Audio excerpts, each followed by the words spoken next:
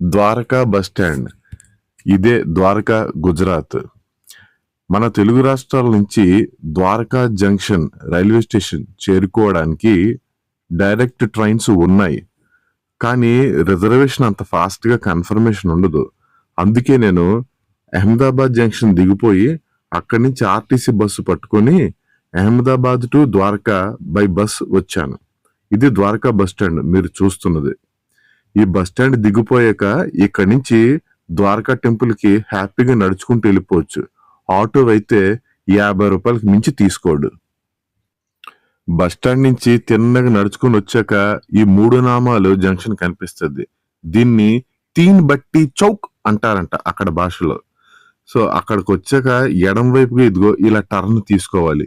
ఈ రూట్ లోనే టెంపుల్ ఉంటాయి, లాడ్జెస్, హోటల్స్ అన్ని ఉంటాయి.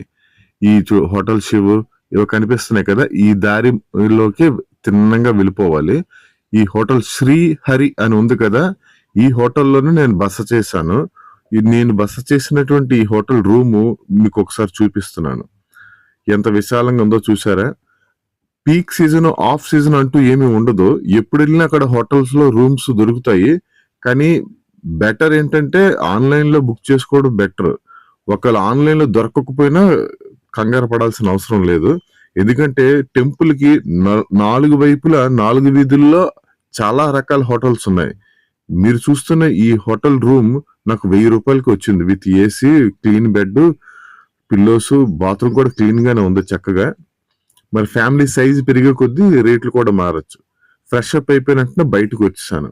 ఇందాక చూపించిన వేలోంచి తిన్నంగా కొంచెం ముందుకెళ్తే ఈ జంక్షన్ వస్తుంది. క్రాంతివీరు మాణిక్ అని ఇదొక జంక్షన్. ఈ జంక్షన్ నుంచి ఇలా టర్న్ తీసుకుంటాం రైట్ సైడ్. అక్కడ ఎవరిని అడిగినా చెప్పేస్తారు ఇదంతా ఒక 200 మీటర్స్ 300 మీటర్స్ డిస్టెన్స్ అంతే. కొద్దిగా ఇలా ముందుకొచ్చే కొద్దీ నాకు వెంటనే ఆ కుడివైపు ఇలాగా తల తిప్పగానే కనిపించేశాడు ద్వారకాధీశ్ శ్రీకృష్ణ మందిరుడు, గుజరాత్ లో ఉన్నటువంటి ద్వారకా మెయిన్ టెంపుల్.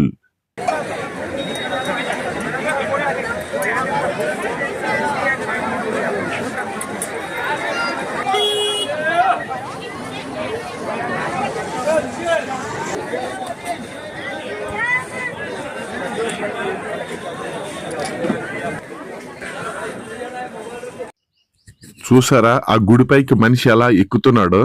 ప్రతిరోజు ఆ గుడిపై నుండి జెండా మారుస్తారంట. ఈ మందిరం దాదాపు 6 నుంచి 7 సార్లు సముద్రానికి ధ్వంసానికి గురైన ప్రతిసారి పునర్నిర్మాణం జరిగినట్టు ఈ మందిరం అంత విలువైనది. ద్వారక అంటే అర్థం ఏంటి ఇంగ్లీష్ లో ఇచ్చాను, చదువుకోండి.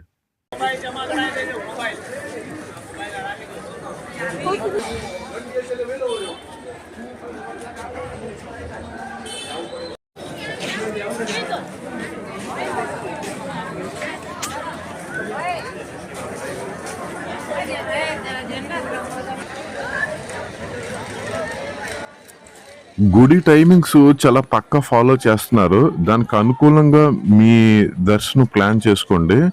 ఇప్పుడు మనం గోమతి ఘాట్ వైపు వెళ్తున్నాం అన్నమాట.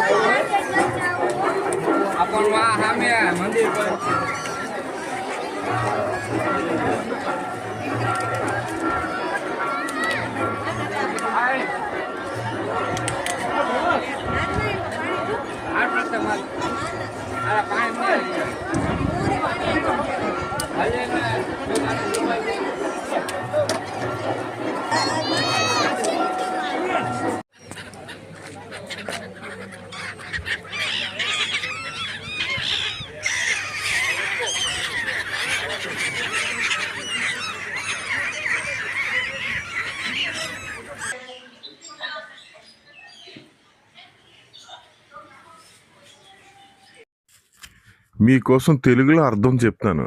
ద్వార్ అంటే ద్వారము, కా అంటే బ్రహ్మనామము. ఈ రెండు కలిపితే ద్వారక. అదే మోక్షానికి మార్గము అని దాని అర్థం. అదే ద్వారక. మీరు చూస్తున్నది ద్వారకా లైట్ హౌస్ సముద్రం పక్కన. గోమతి ఘాటు లైట్ హౌస్ మందిరం అయిపోయిన తర్వాత ఇప్పుడు చేరుకున్నాం స్వామినారాయణ మందిరం. ఈ స్వామినారాయణ మందిరం అన్ని పుణ్యక్షేత్రాలలో ఉంది. ఒక్కొక్క చోట ఒక్కొక్క రకమైన కన్స్ట్రక్షన్తో మంచి మనసు ఉల్లాసపరిచే విధంగా జరిగాయి. ఇది కూడా ఒక రకమైన మనసు ఉల్లాసాన్ని కలిగించింది. కన్స్ట్రక్షన్ స్టైల్ అంతా ఒకటే అయినప్పటికీ కూడా అదో తెలియని తృప్తి. ఆ ఆర్కిటెక్చర్ కానివ్వండి, ఆ వాల్స్ పైన ఉన్నటువంటి స్కల్ప్చర్ శిల్పకళ ఇది కానివ్వండి, అక్కడికి వచ్చే భక్తులు కానివ్వండి, ఆ సైలెన్స్ ఒక రకమైన స్వస్థపరిచే విధంగా ఉంటుంది. మనసంతా శాంతివంతంగా. అందుకే కదా ఈ గుడి అంత ఫేమస్. మీరు కూడా రావాలి ఇక్కడికి. ఇవన్నీ బై వాకబుల్ డిస్టెన్సే, నడుచుకుంటేనే రావచ్చు. నేనైతే రాకీ వాకర్ గనక అన్ని నడుచుకుని వెళ్ళాను. ఎందుకంటే నడుచుకుంటూ వెళ్తే మనకి కల్చరు, పక్క పక్కన ఉన్న షాపులు, వాళ్ళు జీవిత విధి విధానాలు ఇవన్నీ మనకు తెలిస్తే అక్కడ అసలు ఏం జరుగుతుంది. ఇది బట్కేశ్వర్ టెంపుల్. సముద్రం ఒడ్డునుంటది. ఎంత అసలు చెప్పలేనంత గొప్ప తీయటి అనుభూతి కలిగించింది. అదేంటంటే చూడండి, ఇసుకలోనే చిన్న చిన్న గుడారాలు లాంటివి కట్టి అక్కడ ఈ ఒంటిలను పెట్టి ఒంటి మీదకి ఎక్కించేలా చూసుకుని చేసి ఆ గుడి దాకా తీసుకెళ్తారు. ఇదంతా కేవలం 50 రూపాయలకే. ఆ శివలింగం చూడండి, సముద్రం గర్భంలోంచి ఉద్భవించినట్టు వచ్చింది. అసలు అది చూడగానే నా మనసు ఏదో అయిపోయింది. అయినా మనసుని నిర్భరం చేసుకొని ముందుకెళ్ళిపోయాను.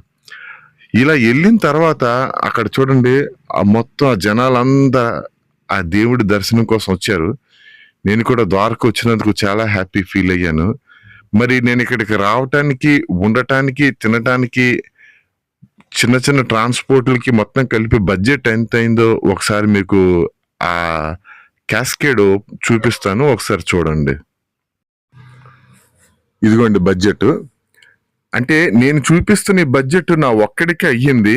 మీరు జనాభా ఎక్కువ అయ్యే కొద్దీ బడ్జెట్ చేంజ్ అయ్యే అవకాశాలు ఉన్నాయి. చాలా మటుకు నేను కరెక్ట్ బడ్జెట్ చూపిస్తానండి. ఈ గుడి దర్శనం మాత్రం మర్చిపోకండి. ద్వారకా చూసేటప్పుడు ఎంత మనసు ఉల్లాసం కలిగిందో, అలాగే ఈ బట్కేశ్వర్ ఈశ్వరుని చూసినప్పుడు కూడా సేమ్ ఫీలింగ్ నాకు వచ్చింది.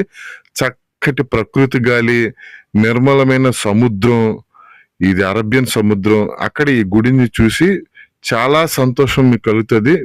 మీ ఫీలింగ్స్ ఏం టచ్ అయ్యి, మీరు ఇంకేమైనా ఇబ్బందులు, ఇంకా స్పెషల్ సర్ప్రైజెస్ ఏమైనా అయ్యారా, నేను ఇంకేమైనా ద్వారకాలో చూపించాల్సిన మిస్ చేశానా ఉంటే నాకు చెప్పండి. నెక్స్ట్ టైం మళ్ళీ ద్వారకా 2 ఎపిసోడ్ ఏదైనా చేస్తే గనక అవి కవర్ చేసేస్తాను.